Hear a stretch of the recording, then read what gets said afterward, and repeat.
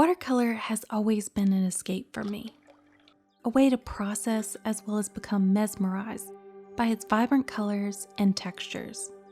This magical art form is the key to unlocking whimsical worlds where animals talk and fairies exist. But it wasn't always like this. There is a reason why watercolor is considered the hardest art form to learn. As a child, I used to hear the phrase in school, knowledge is power. And honestly, never knew how true it was until I actually started learning watercolor. The hardest thing about watercolor when I was first starting was not knowing what questions to ask. I desperately wanted to learn this art form that others seemed to paint with ease, but had no idea where to start.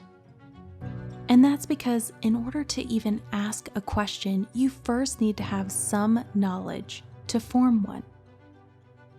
You see, when I first started watercolor, I assumed it behaved similar to other paints, such as acrylic. So logically, if I mixed pink and blue together, I would get purple, right? Well, technically, I was correct. But as I began to explore my paints, I started to realize some blues and pinks made beautiful hues of purple, whereas others made more heavy and dull colors. But why? Well, it's because when working with watercolor, we aren't just looking at color hues, but also a variety of other factors that can affect how your paints mix, how they operate using wet on wet, and also how they glaze or layer on top of one another. Basically, watercolor paints have a variety of personalities and can work really well with one another, or not so well based on their makeup.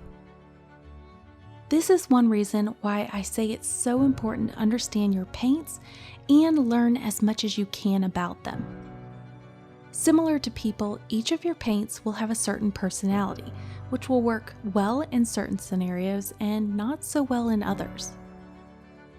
Which is why I've created my own unique system for classifying my paints and organizing them based on these unique personalities. And I'm going to be sharing this unique system with you in my brand new watercolor course. This course is going to be online, meaning that you can take it whenever or wherever you desire, as well as go at your own pace with each lesson. You can also use all your own supplies, thus meaning there are no supplies needed for this course. However, if you don't have any supplies, I do have a list of recommended watercolor supplies that you can begin with. Also, during the launch of this course, I will be having some fun activities revolving around this system that I will be sharing with you inside of Watercolor Misfit Land, which is my own website. So make sure to join in on the fun, which will be starting January 12th.